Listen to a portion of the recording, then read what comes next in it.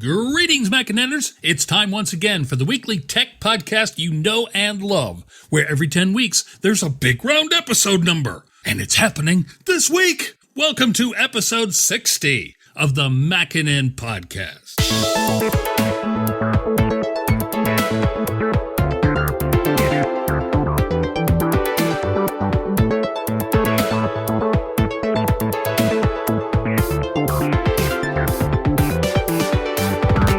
Welcome back, MacNNers. Always a pleasure to have you with us. I'm the editor of MacNN, Charles Martin, and to celebrate this 60th episode, we thought we'd bring on a special guest as a treat. But of course, as always, we have our erstwhile stalwart companion and occasional replacement host, our long-suffering managing editor,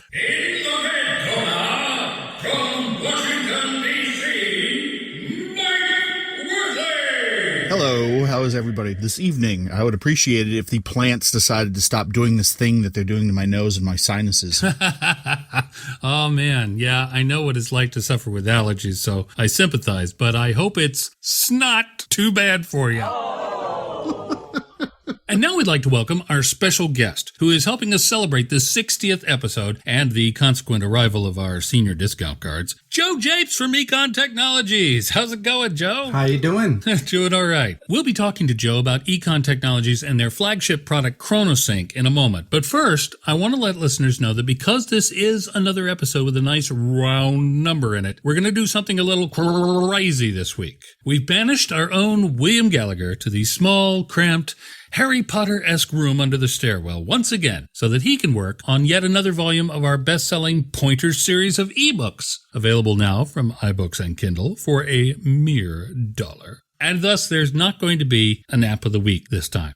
I know, shocking. But it does give us a little extra time to chat with Joe, and we will make it up to you later with a segment about some ludicrously good deals that we have going on for you that you are going to want to pick up on. So just think of it as a whole bunch of apps of the week at crazy good prices. Speaking of crazy, we certainly have a lot to talk about this week, Mike. Your latest editorial and, of course, the inevitable latest chapter in the FBI DOJ shenanigans. What a week, huh? Yeah. Fun fact here. This is between the two podcasts, between his One More Thing and this one. This is our 101st episode. Wow. Yes. Yeah, they hit 100. Damn them. Congratulations to them as well. Jeez. If you're not already listening to One More Thing, MacNNers, you should. It's kind of like this podcast in the sense that they provide, analysis on the stories that have happened up to the midweek, while Mike and I focus on the stories at the end of the week. But there is a big difference in the two. They, and this is solely by virtue of their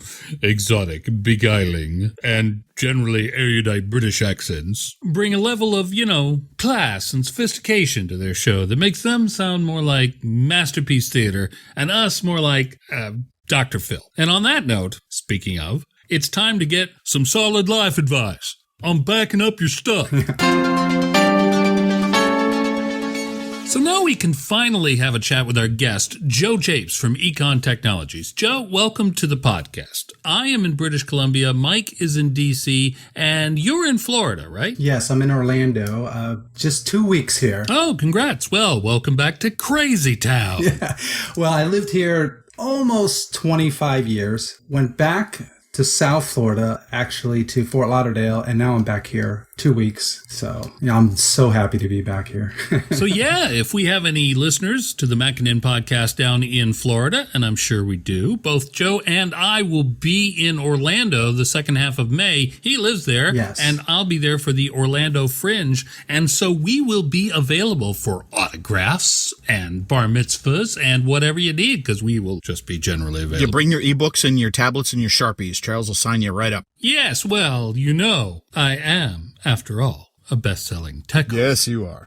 So, Joe, I want to start off by talking about Econ Technologies' flagship product, ChronoSync. You guys have been working on and developing this thing for years, but not everybody knows about it yet. So I would like you to very briefly, 15 seconds, distill all that hard work into a brief description of what ChronoSync does and how it works. 15 seconds on the clock, Mike. All right, Joe, ready? Yes. Go. I will be as brief as possible. It can back up. It can synchronize, which is when you work on both sides, both targets, and it can also do bootable backups. So it's kind of 3-in-1. Well, once again, you impressed me, Joe. That description took 12 seconds. Well done. Well done. ChronoSync is one of those programs that we always mention anytime we're doing an article about backing up or why, you need to develop a backup strategy and what programs you could use to do that. Obviously, we want people to just back up at all. And if they want to use Time Machine for that from Apple, that's fine. It's perfectly good at what it does. And there's also cloning programs that do what they do. But ChronoSync has all these extra features, and can be much more powerful, much more complex if that's what you want, but can also be used just very basically to synchronize or back up or clone hard drives. Yeah, it has a lot of abilities. And you know what I like to say? I like to say the old adage, the right tool for the job. And so before I say, oh, this is the best backup app, I like to hear what the problem is. And then if I can't come up with a solution with ChronoSync, I'll recommend something else. It can handle it is for the power user, but true, anyone can use ChronoSync. So now I see you have another program that's available in the Mac App Store, and that's called ChronoSync Express, but I don't know about this one, so you'll have to tell me about it. Okay, well, ChronoSync Express is our addition to the Mac App Store. What we saw was there are a lot of users that just shop the Mac App Store. Right. So we wanted to get in there. However, there's a limitation to the Mac App Store, and that is they have these you have to sandbox your app. Right. And the big limitation for us, and this is true for any backup app or sync app, is you cannot get root access to the Mac, no admin access, which is a problem because if you have to back up those files, you can't. Yeah. That's why there's no bootable backup apps in the Mac App Store, because by default, you can't do that. Right. And we've heard from other developers that this is not necessarily the bootable thing, but just the sandboxing thing can be an issue. Oh, it's a definite issue. So now we have to strip that out of our other product, and we want it to be present in there. Mm-hmm. So we did strip those things out, and we have an app. Now, it's a very capable app. You can back up files, definitely almost anything in your home folder, mm-hmm. and you can synchronize to, to Macs or to another device. So it's very capable in that way, but it cannot do bootable backups. It cannot gain admin access if you had a file that you needed to gain admin access to. Right. So that's what ChronoSync Express is. But it was not so much like, oh, we're going to get a lower end app. Yeah.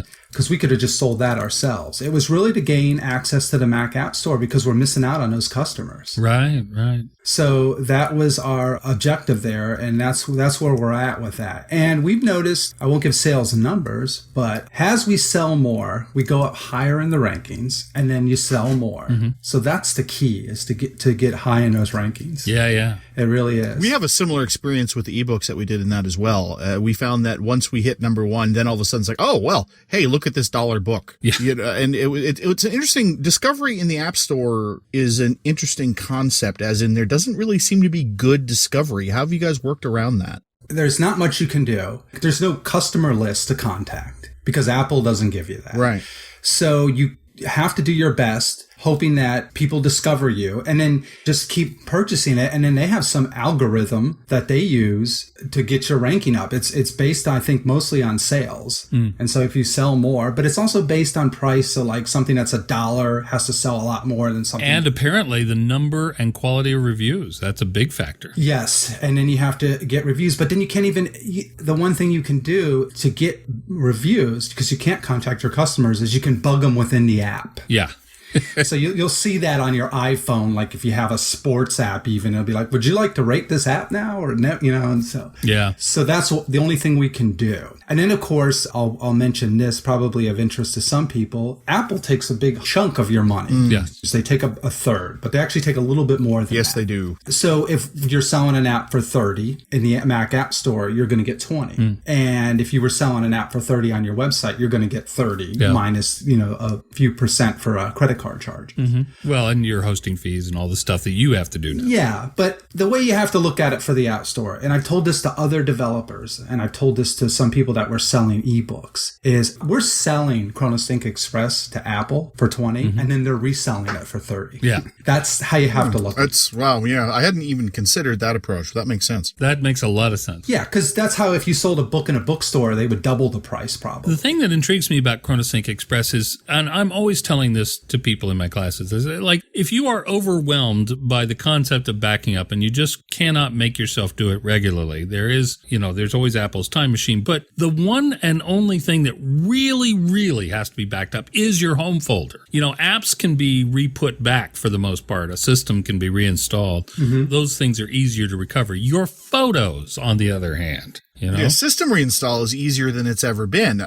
Not all that long ago. Mm-hmm. Oh, crap, I can't find my disk. Oh, well, you're SOL. What are you going to do? But now that the recovery partition exists on the hard drive, as long as you're patient, you can plunk your machine down, plug in the internet, and walk away. Yeah. We've got tutorials on how to put this on a USB stick, and frankly, we recommend that. But it's easier than before. So that's why, to me at least, the ChronoSync Express makes a great deal of sense to me. Yeah, and it's, as you mentioned, it's $30 on the App Store. The full ChronoSync, which you sell directly off your website, is $50. I've been a user of it for years, and the thing is, every so often I'll discover another level. Like, my backup need becomes more complex, and then that's right, ChronoSync can do that. Yeah. But the synchronizing thing, I don't think you guys really push this enough because it's amazing. And what is really useful for me is if I have two complete computers that I want to keep perfectly in sync. In addition to these two main programs that the company sells, they also have 3 smaller programs that work as helpers. Yes. For ChronoSync. There's Chronoagent, which allows you to do remote file sharing. So this is over the internet. Chronoagent's my favorite program, but you're right. It's not standalone. You wouldn't just buy Chronoagent. It works with ChronoSync, and it runs on the destination Mac, right, giving you full access to a destination Mac because you can't get that. Mm-hmm. There's no way you can mount through Apple file sharing and get full access to a destination Mac. And there's reasons for that. There's security reasons. But if you need full access to another Mac, if you want to do a bootable backup over a network, and say like you want to have a external drive on another Mac or a bunch of external drives and you have a bunch of Macs connecting to a Mac server, you can do this. And as far as I know, ChronoSync's pretty much the only app that can do this. So you can run bootable backups over a network. So you get full access. You can also go over the internet and back up to another Mac running Chronoagent. It kind of bypasses Apple file sharing because Apple file sharing can be unstable. So it bypasses that. But it's really a speed factor. And that's what I try to tell people. If you're synchronizing to another Mac, ChronoSync would have to scan all of your files on the source Mac, scan all the files on the destination. Oh, good. If you have Chronoagent, it will scan the files on the destination Mac, so it increases speed because it's doing the job on the destination. It's doing it locally, yeah. And that is a huge factor. So the speed of backing up from like a Mac to another Mac or to another Mac's external drive, because that would be the same thing, will kill if you back up to like an NAS, if you use ChronoSync Chronoagent. And there's a network monitor program called ChronoMonitor. Yes, that's an iPhone app or an iPad app. Right. And it can monitor Chronoagents that you have running, but it can also send notifications, which is cool. So if you have ChronoSync and your backup completes, you get a notification wherever you're at. Yeah. I set up a friend of mine with a system like this. He has a Mac in North Carolina in a vacation home, and he has a Mac in Florida. Mm-hmm. And he wanted the same content to be on both of them so that when he goes to his vacation home, he just turns on his Mac there and everything's there. And so we set him up with ChronoSync, Chronoagent, and then ChronoMonitor so that he could see that it was actually being done. Yes, ChronoMonitor is just like peace of mind. Yeah, exactly. That's what that is. And last but not least, there's InterConnects. Now, this one you'll have to explain to me what this is. I don't know. Okay, InterConnects is an iPhone, iPad app that we created so that you could access files on your iPad or iPhone. And you create a share space, which is our term for you create a folder, for instance, on your Mac, because you don't want to keep everything on your Mac on your iPhone. You just want a certain folder, for instance, especially with the limited space on iPads and iPhones.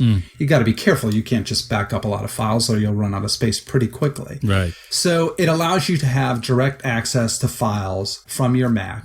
Or to share files between other people with interconnects. So if you had a group of 5 people with iPhones and there was a project, you could share a file between everyone. Oh, I see. And sometimes that's a little tricky with iPhones on how to share files because the files kind of stick with the app themselves. Right. So we came up with this concept of interconnects. It's a free app. And the way it works to get files on your Mac is you put Chronoagent on a Mac and you'll be able to access files and you can try it out. The way it works with ChronoSync is it would automatically sync a set of folders or a folder between your Mac and an iPhone. So as you work on one on your iPhone, you could sync back and vice versa. I see. Incidentally, these network or internet exchanges of things are always very secure.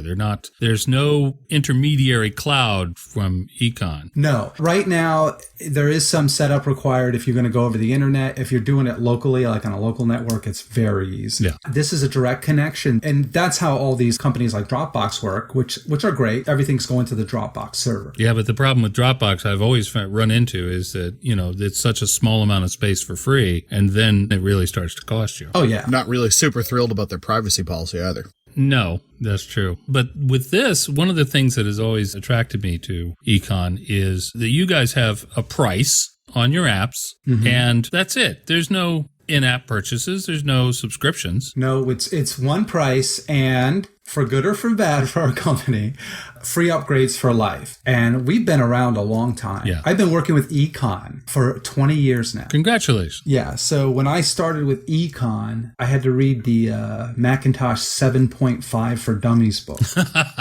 So you're taking us back right here. Ooh, 7.5. That was a dangerous one. Yeah. That was Crash City right there. Wow. Yeah. So that's where I started. And we didn't start with these apps at Econ. We were writing software for a company, and I wasn't writing that software, but I was helping train for that software and help design it, right, and worked with this company. And then Steve came back to Apple and he created OS 10, or he didn't create OS 10, but he introduced OS 10 back in, which is, by the way, one of the biggest deals he ever did. But, because it doesn't make a lot of money, it goes unnoticed. Have you ever used Next Step, just out of curiosity, looking at the timetables that you're talking about? No, I never did. Because that's very much where OS 10 came from. Yes. Next Step. So in a way, he really did create OS 10. Well, that's true. And when OS 10 came back, we started creating apps. That's what happened. We said, we could create some apps pretty easily here. Our main programmer, D, started creating some apps for OS 10, and we created several of them. And ChronoSync was one of them. And it was a very basic sync backup program, and it took off. And so we've just been improving it over the years, over and over and over. 20 years in a job, any job, is kind of remarkable these days. 20 years in a job in the computer business? Oh, man. Let me put it this way. MacNN is in our 20th anniversary year. There's only the owner is the only person who has survived the whole shebang. Yep, that's it. That's it. Well, when I started with Econ, I was working with this one company. The company was JL Audio, which is still around, of course. Yeah. High-end audio. They're known for their subwoofers. And I remember early on being in a meeting in a boardroom, and they used Macs at JL Audio. And they had brought on some other people. And I was going to train these people on the software that we were creating for them. And they were just like laughing because we used Macs like they were toys, That's how things were. I remember that because that was right before they were going to come out with OS 10. And some tech guy from this other company caught me and said, I heard about this new OS 10 based on Unix, Linux. It sounds pretty awesome. And I'm like, yeah, I hope so.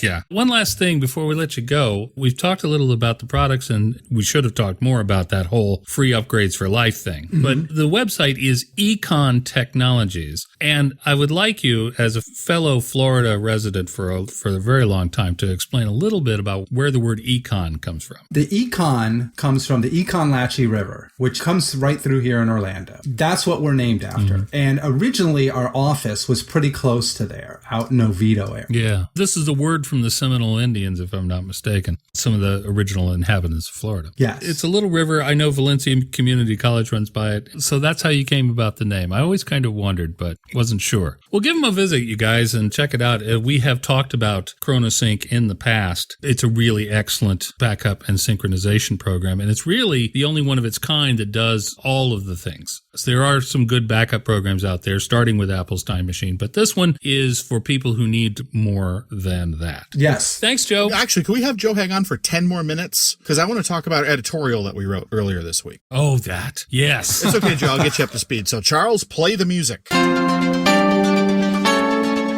Look, I'm taking control of the podcast for just a second here. The new MacBook Well, it's new. It's got a new processor. It's got a longer battery life. But every time a machine like the MacBook comes out that does not tailor to old school Mac users, all these triggered flags go up where Mac users from the dawn of time will say, oh my God, Apple has lost its way. So, Joe, being that we're talking about you having read the OS 7.5 for Dummies book, let's talk about this for a second, because you are a different voice than the MacNN writers, for lack of a better term, echo chamber. What I put forth is 3 major arguments against this whole thing. Number 1, Apple's financials are stronger than they've ever been. Yes. Yeah. Quantum order of magnitude stronger than they've ever been. Number 2 is that for Apple to have, for the same amount of sales, the average selling price on a Mac would have to be $9,500. And it's not. Oh. Which would probably hurt sales. It would be a little rough if you're buying an iMac for $9,500. And the third common argument is this would have never happened. They could call it a Tesla Mac. They could, with this huge battery you screw onto your wall.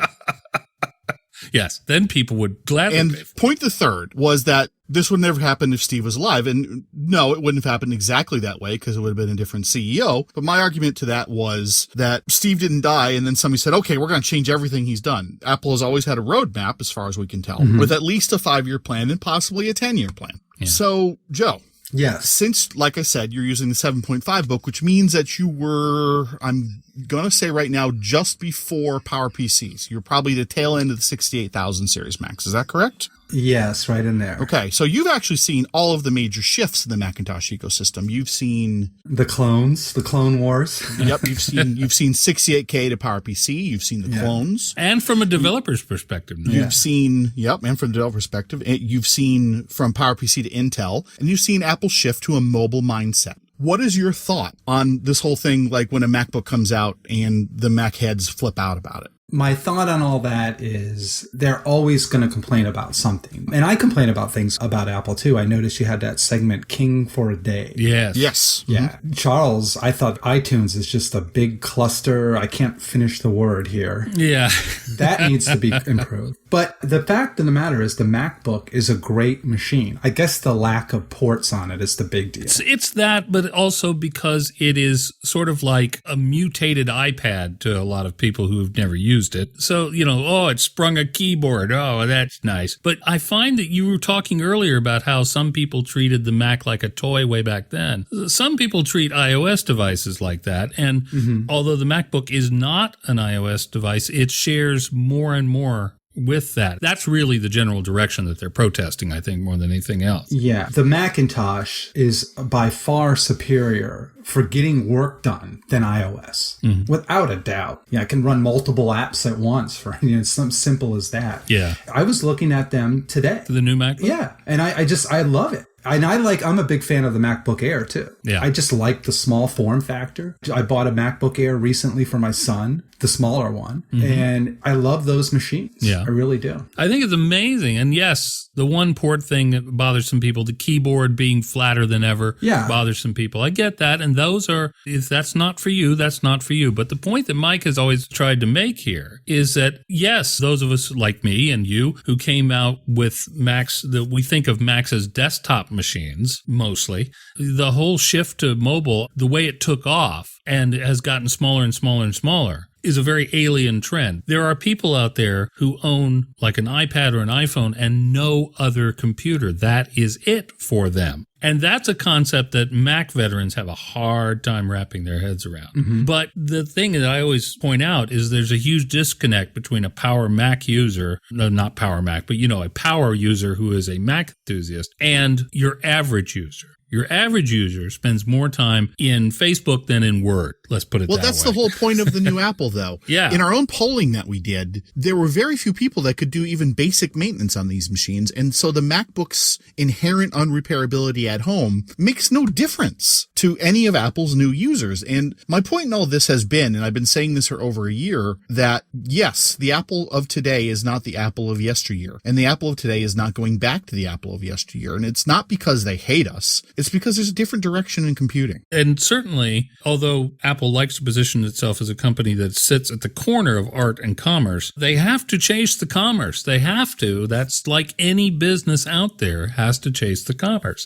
The commerce is in mobile. It's simply a matter of that more than anything else. The Mac market, the Mac Pro market in particular, I always use that as the barometer. And I'm talking about that cylindrical 2013 model. The Mac Pro market and the one before it, the slab side Mac Pro market, is a tiny market. It was big when Apple was tiny, but Apple isn't tiny. Yeah. And so as a result, that market share, even if it hasn't changed in numbers, and I would argue it's shrunk significantly, even if it hadn't changed in numbers, it would represent a fraction of the bulk of things that Apple sells. As we pointed out during the Christmas quarter, Mac sales better than ever. 5 million units moved over Christmas, 5.5 million moved over Christmas. Fantastic. All-time record. The iPhone alone, just the iPhone, not the iPad. iPhone, 75 million units. Yep. So you guys are good at math. How many quarters of Mac sales is that? And again, I did the math in the editorial for what each individual sale of those 5.5 million Macs would have to be. Right. There was some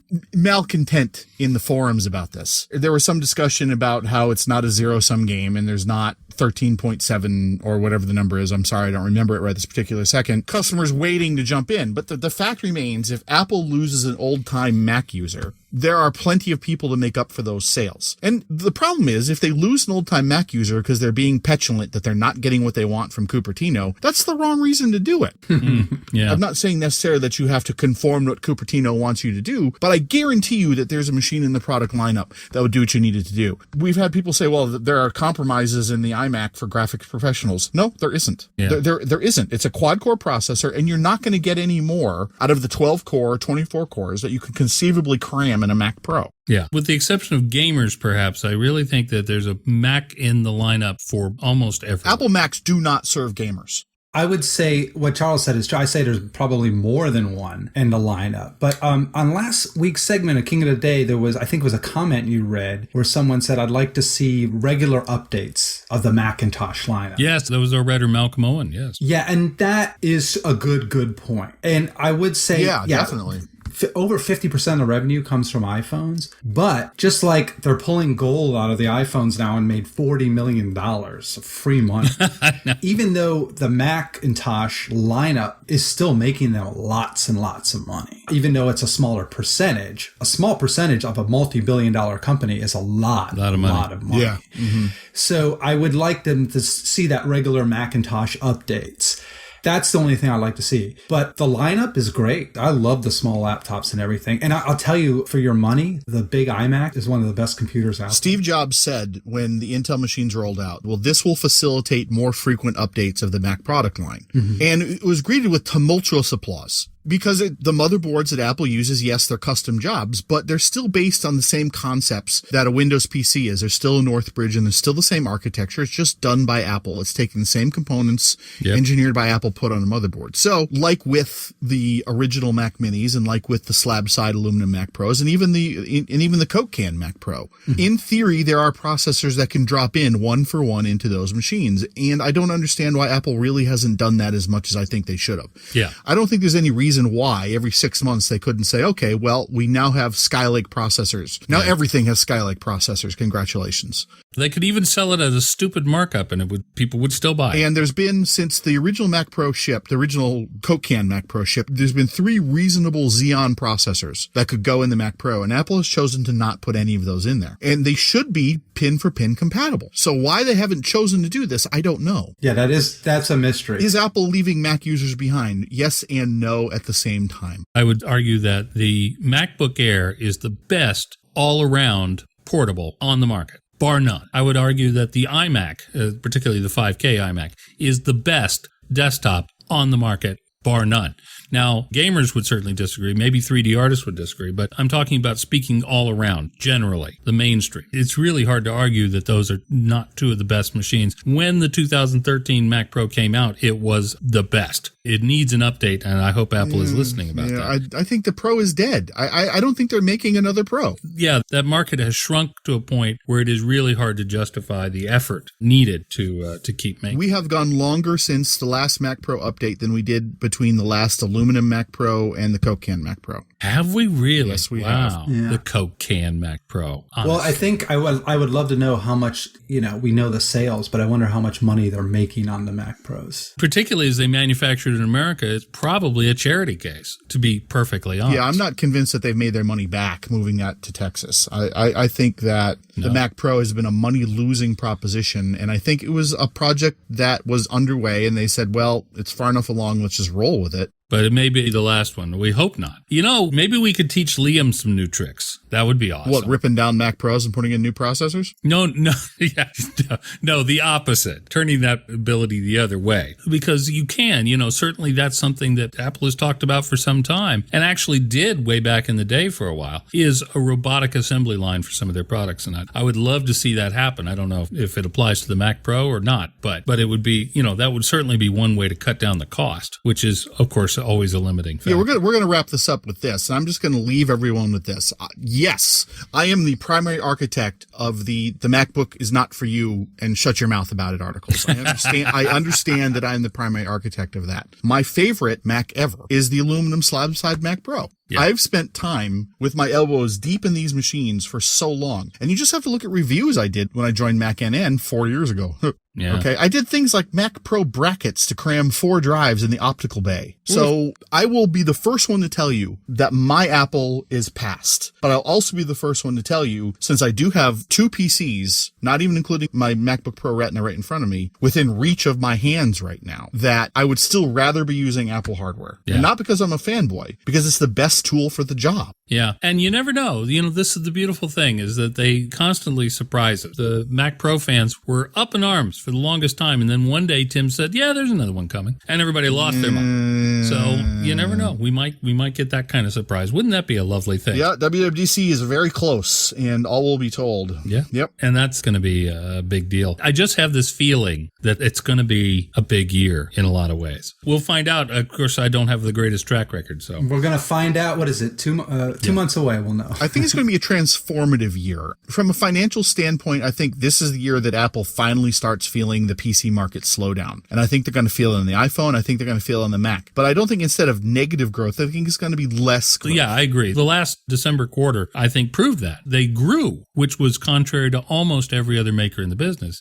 They grew, but they just grew at this dramatically slower rate than they did a year earlier. Yeah, we'll see. I mean, people complain that the mobile-oriented processors, like the Skylake processor in the MacBook, isn't designed for heavy lifting. Yeah. And they are and they aren't. But from the days of the original Core Duo and Core 2 Duo, where they were more prone to thermal overload situations, it's much less of a problem now than it used to be. I've got an i7 Mac Mini that I transcode video on all the time, and I've never had a thermal interrupt on that machine. So telling me that, well, I need something that can run full on 24/7. Well, number one, you don't. Yeah. Because even when you're doing a rendering job, all of your cores are not going 24/7 at 100%. Even though the activity monitor says they are, they're not. And number two, the mobile processors with relatively minor maintenance, meaning don't have a stack of papers on your desk and make sure your vents are clear, et cetera, the thermal management is fine. Yeah. Even on the mobile machines. Yeah. And, one of the things that I've noticed, you and I, Mike, both used to work in repair shops. Mm-hmm. And I think, quite frankly, we got out with a good one was good. Yeah, I think so, too. Because the repair business, from my friends who are still in it, the repair business on Macs has dried up. The good news is that people drop iPhones into toilets or into lakes or on the ground. So they've got some makeup repair work with iOS devices. But the Mac repair work has really dried up because people generally tend, and remember, we're talking mostly average users who, as Mike said, barely know, if at all, how to do even the most basic sort of maintenance on. And well, no, we think it's basic maintenance. Yes, what we think of as basic. So these people buy a Mac, and then 5 years later, 6 years later, sometimes 10 years later, they buy another one. Because until it got slow, it wasn't giving them any crap. And that's death for a repair business. It's appliance computing. And it's appliance computing. Looking at the teardowns, there's like 3 parts in these things. Yeah. There's the screen, perhaps an inverter, and the motherboard. That's it. I hate to use the overworked car metaphor yet again, but honestly... Oh, please don't. Nope, I have to. because... Oh, you see, now you're going to sound like the Supreme Court, but go ahead. When my generation was growing up, how to repair, at least the basic level of repairs for an all-around car was a man skill. You had to have it. A man skill. And if you were smart, you taught everybody in your family how to change a tire at the very least, change their own oil, that sort of thing. You know, what to do when you break down. Because cars would, a lot. You don't see many cars broke down on the side of the road anymore. That used to be all the time. Cars have gotten better. Most people barely understand the maintenance of a car beyond even the most simple levels. But on the whole, if you saw a chart of the reliability rate of cars, it's shot up in the last 30 or 40 years. It's shot up like a rocket compared to back in the 60s or 70s. And I think that's what's happening with computers. Yeah, I think you're right. And it's, again, there used to be a barrier to entry to computing, as evidenced by the OS 7.5 for Dummies book. Mm-hmm. And that minimum threshold for knowledge is much lower than it used to be. Much lower. So that's my point. In this area, I think computers and cars are following kind of a parallel track of development. All right, let's move on. We have a lot still to talk about. I'll try to move through it as quickly as I can. Joe, you don't have to stick around. I just wanted another long-term Mac user's perspective on this. Okay. I'm going to sign off. Okay. It's been great, and thank you so much. This has been fantastic. Oh, you're very welcome. Thank you very much for joining us. I really appreciate it. All right, thanks for having me. Thanks, Joe. Talk to you soon. Can we talk about the FBI now? Okay. You know I keep putting this off, but all right. Here we go. The story will never end. It's not going to. We record on Friday night, and just before we hit the various Skype and record buttons. Just before, New York said, well, we don't need Apple's help because we got the passcode from a third party. And looking around a little bit, it appears that somebody actually gave up the guy's passcode. Yeah. A family member or something like that. Yeah. This isn't some super hacker. Yeah. This wasn't a hack or anything like that. This is like one of his buds or something like that. Yeah. This is one of his buds. So once again, the United States government is sidestepping having this debate in the court. And I think the reason why they specifically wanted to work around it in this particular courtroom is because the judge already told them to pack sand once. Not only did he tell him to pack sand, but he's the one who has to then recommend whether it can be appealed or not, and he's certainly not going to.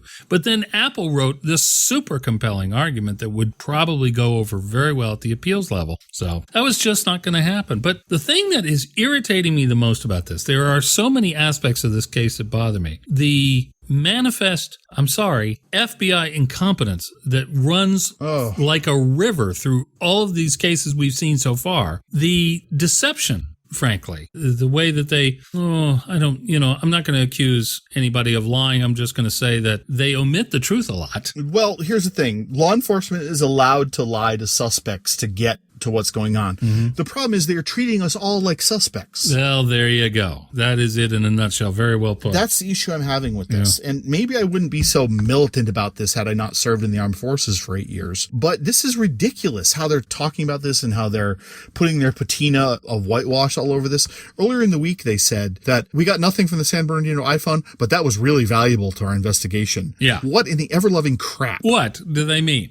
The joke that I made was that now they know exactly how far he was in Candy Crush. So that's useful. But again, clearly nothing came out of that. And for them to have gone to that length, this is the thing that I think troubles me the most, is that we are seeing both the FBI and, because they are leading on this point, other law enforcement agencies. Well, the DOJ, I guess, is leading on it. Oh, the hearing on Tuesday. Oh, we'll get into that in a second. But these guys are running to court before they've exhausted every possible avenue, as has been proven twice now. All you had to do was squeeze this back up. Rewind. We're talking about the Brooklyn iPhone case, City 2 from last week, if you're keeping score. Yes. This is a meth dealer who wouldn't or couldn't give up the passcode to the phone. Said he didn't remember it. But probably was much more interested in not incriminating himself or other people. That's a whole separate issue. And that's a whole separate issue. But nevertheless, the Fifth Amendment does kind of give him that protection. So the FBI felt like they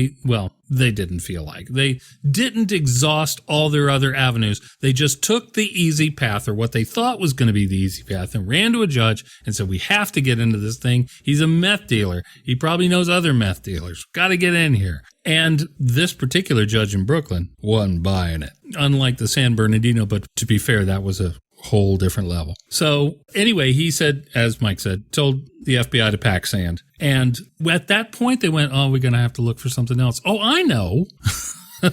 We already have a record of all his phone calls. Let's just follow this up and see if there's any weasels among them. Sure enough, there was, and they got the passcode. That's it. And where did they get the numbers from? They got them from the carrier. Yeah, this is the thing that they never talk about. This is what I was talking about with that omission of truth. When the FBI goes before Congress and says we can't get the information we need, they are at least partially lying. And the reason I know that they're lying is because the carriers and Apple themselves provide meta records of who called who when. Nobody's got a recording of the actual phone call. That's not what the FBI is even looking for. They're looking for contact records. They're looking for who called who when, where was the phone, what location was the phone in at a given time, because that will help establish whether or not the suspect was in the place of the crime. All of this can be gotten from either carriers or from Apple with the request of a warrant. They already get this information. There isn't anything else on 99% of most people's phones that would help them.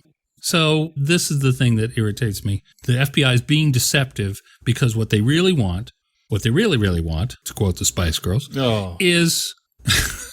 I went there. Yeah. Is the power to crack into phones routinely. Well, it gets worse than that, because at the hearing on Tuesday, law enforcement officials were talking about how Google and Apple are the gatekeepers of software. So their proposal was, well, if Apple's the gatekeeper of software, then we're just going to have Apple not accept any secure communications apps ever. So what about my banking information? What about my bank app? That would actually be in direct violation of the Federal Health Records Act. God's sakes, people. That's what I'm talking about. This is like a horse with blinders on. That's HIPAA, by the way, for our listeners. Yeah. They're so focused on trying to get any little detail from every investigation. Where I see this going, if they ever get their way, where I see this going is that seizures of phones will just become a routine part of anything, like traffic stops. Well, speaking of that, there was that story where New York wants to implement Celebrite scans of phones. There you go. For people in accidents, people in motor vehicle accidents, even minor ones, to see if they were texting. Right. I travel all the time, and I travel with a spare hard drive, a backup hard drive. I travel with my MacBook. I travel with my iPad. I haven't got time for you to scan through these things at the airport. TSA is long enough. Thank you. Well, I have a better question for you. Your data is encrypted because you make it so before you travel, even on your hard drive, and I know that. Right. So now all of a sudden, Apple can't sell those apps. So what are you going to do? Well, you're going to use unofficial app stores and go get those apps. Yeah, but you can't do it on your iOS device. You can do it on the Mac, right? All you have to do is bypass the gatekeeper, which is not hugely difficult. You just tell it, yes, I really want to install this app. And I get that, but it's just the law enforcement agencies just didn't really seem to do their homework before the hearing. And just saying that Google, if you don't have a Google approved app, you can't load it on an Android phone. What an utter load of crap. They just have no idea what they're talking about there, and they just keep digging. And I must say, this congressional hearing, this most recent congressional hearing we're talking about last Tuesday, the second half was Bruce Sewell from Apple. He's their general counsel, and 3 other experts, cryptology experts, security experts, and, just brainiacs on encryption. And the 4 of them,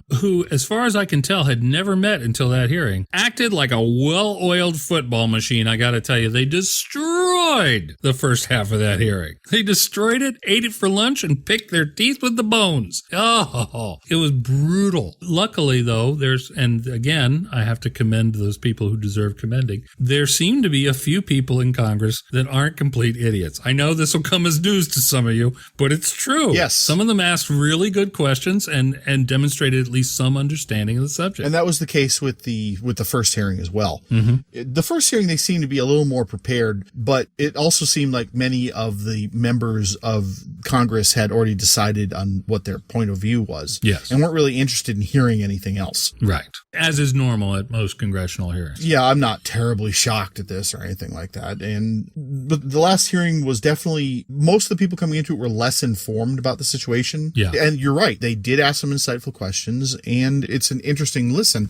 There really wasn't that much that hasn't already been covered. And that's why we didn't cover it in any serious depth. Right. Because we've already been down this road and there wasn't a real compelling reason to do it again. Even the people who did not know much, some of them would say, I don't get this. Unfortunately, one of them was the chairman of the hearing. The problem with this is they're the ones going to be making the laws about this. They're going to be making the laws, but one of them said, you got to have to explain it to me like a child. And so they started working on this safe deposit box metaphor for about 10 minutes, and that was painful. Well, the safe deposit box metaphor bugged me because the FBI representative there in the first half said that if we have a safe deposit box, we can get a warrant, we can drill it, even if we don't have the keys. Right. We can't do that with encryption. Well, yeah, you can. You figure out what these exploits are and you exploit those. That's your drill. That's your drill. It is not up to Apple to do this for you. The safe manufacturers don't have to give you technical advice. So why, if you're going to use a safety deposit metaphor, just pick a better one because the safety deposit box manufacturers don't have to work with you. I don't want to believe this too soon, but the thing that is bothering me is we're 2 for 2, and it's perceived as victories for Apple because they didn't have to give up their security. Yeah. But it's not. They're not victories for Apple. At best, they're ties, and really they're more insidious because the FBI is deliberately leaving these questions unanswered. And like we talked about it before, the FBI is more than happy to use the precedent from San Bernardino saying, hey, we got an all writs approved before, so here you go. Yeah. Here's your precedent. They're playing a trump card here. If they do ever get utterly turned down, they'll go to Congress and they'll seek out people who will just, let essentially the FBI write the law proposal for them, like the Burr-Feinstein one. Mm-hmm. It has become, as I've studied that, it has become very, very, very obvious. The FBI told them what to say. It's a bad bill. It's written badly. It has no technical substance. It's bad for the entire industry and it's bad for the people. And you can stand any way you want on this. You can be absolutely utter pro law enforcement, but the Snowden revelations and everything else should be telling you that the government is not always on your side. Yeah. And frankly, how they treat us. Well, and as an example of that, let's move on to the FBI Director James Comey's recent admission. Oh, yeah. And I want to emphasize this because even our headline got it wrong.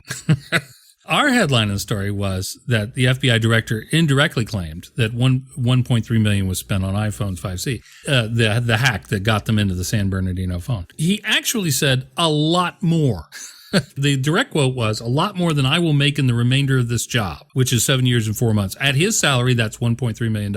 But it's a lot more than that. It's 1.35, actually. Yeah, so they paid more than $1.35 million for this hack that got them nothing. I'm going to be honest with you. I think that statement is total BS. Well, I think the fact that he's saying that they paid $1.3 million for that, I think it's utter and complete crap. It may be, but that number is now out there, and either he's lied about it and he's going to have to retract it, or he won't have to retract it. It wasn't under oath. Any thinking American would go, wait a minute, you spent $1.35 million of our tax money on what again? Oh, nothing?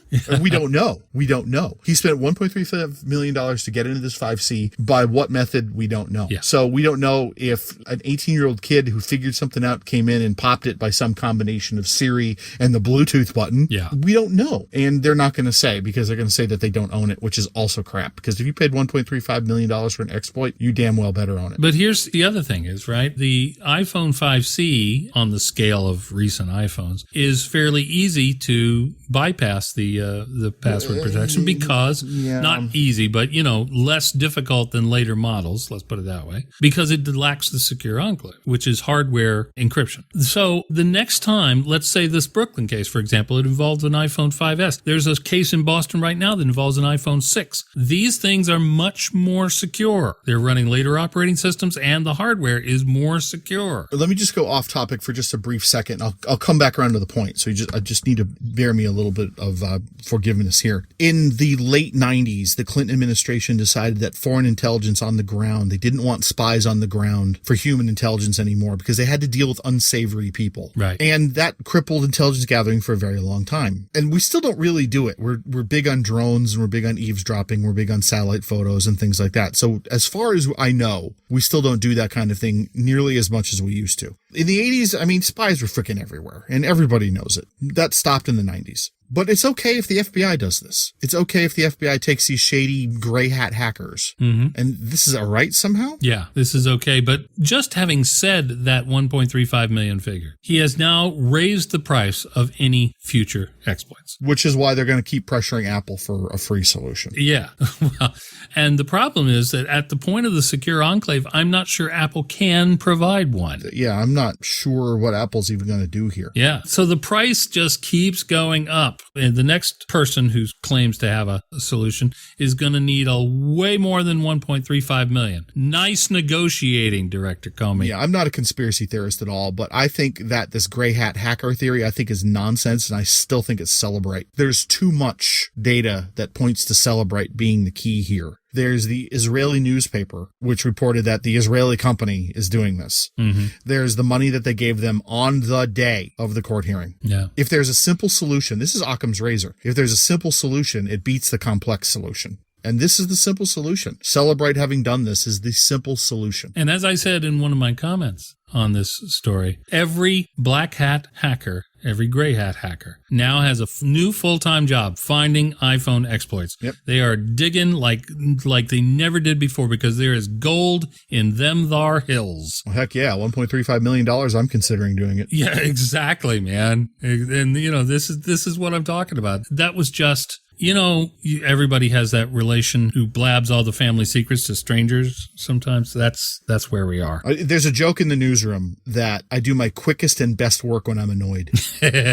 Yes, Mike certainly does. And this story broke, and we had it up in 15 minutes. I was just so furiously hammering away at the keyboard because I was just so irritated at the entire situation. Yes. And the fact that maybe he should have shut his damn mouth about it. Yes, this is the thing, and I'm showing my age here, but the FBI used to have an aura of mystique. We didn't know what they could do. They could do anything, and it's gone. And it's never coming back, I don't think. Some of the training we had in the Navy about classified data was that you have a secret, and human nature is that you want to tell people you have a secret. Mm-hmm. Did he skip this day in FBI training? Bingo. Yeah. Let people wonder. That's the best approach. Yeah. And I completely do not understand why he decided to say what he did about how much this cost. And then I know. Cap it off with saying, but I think it was totally worth it. You got nothing. Yeah. You got no closure for anybody. You still don't know what happened in the driving around minutes. You got nothing. You got nothing. Director Comey, if you're listening, I'm sorry we have to rag on you so much, but come on. And by the way, if you're considering your post-retirement career options, I would not suggest magician. Okay. We record these podcasts. Since I'm adjacent to DC, I keep on expecting the black helicopters to descend on my front lawn. But not yet. All right. For the love of God, we got to get some good news. And I think I have some. Oh, yeah, we got it. Yeah. So here we go.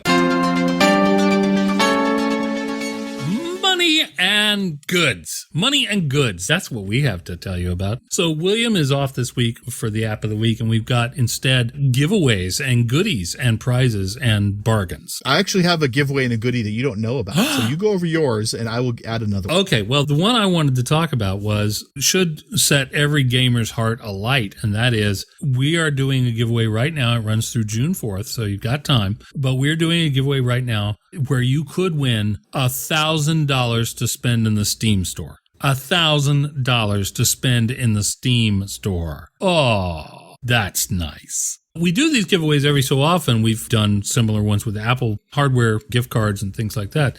This one, though, I think is particularly going to tickle a lot of our gamer readers. It works with the same way as all of our standard contests. You sign up for an account on MacNN Deals. You submit your email address. Yeah. You'll get notified of some great deals coming your way. But everybody who's on that list gets into the contest. That's all that's required. We're accepting entries until midnight on June 4th, Central Daylight Time, June 4th, 2016. And you could win. Somebody's going to win $1,000 Steam. Yep. We have other giveaways coming up, but I like this one in particular. Now, Mike, what was your deal? My deal was from the Mac Heist people. We were asking about them a few episodes back. Yeah. Yeah, I think they're the original Mac bundler. What they've got is they've got the awesomest Mac and Windows indie games extravaganza. Ooh. And currently unlocked are To the Moon, Offspring Fling, Deponia, Indie Game the Movie, which is a movie and not a game. Gone Home, Insurgency, Braid, and still locked are Prison Architect and Fez. So it's pay what you want. You select your charity. You can split between all. You can pick your price. It can be as low as $1. They want you to give $25. That's a pretty good deal for these games. Listen, man, Braid alone is worth $25.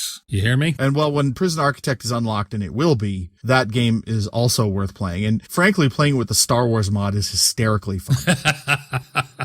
Does that change the whole prison into the garbage chute? Is that what happens? Well, no, it's an imperial prison. Oh, nice. Yeah. So that's just fun. But yeah, so that's going on right now at MacHeist.com. That's going on for, let me see if I can find a date here. I can't find a date, but it's about a week. And they're always adding stuff. Even though there's 2 games locked, they will probably add some things as they go. Well, it's great to hear that Mac Heist is back. That's terrific. I'm very pleased about this. They used to combine a treasure hunt with their stuff, and it was just the cleverest idea. I just absolutely loved it. Fun fact, does anyone remember My Dream App? No. Okay, My Dream App was a contest about, I want to say 8 years ago, where you would submit your application idea, and it would go through various Survivor-like rounds to see if their development team was going to work on it.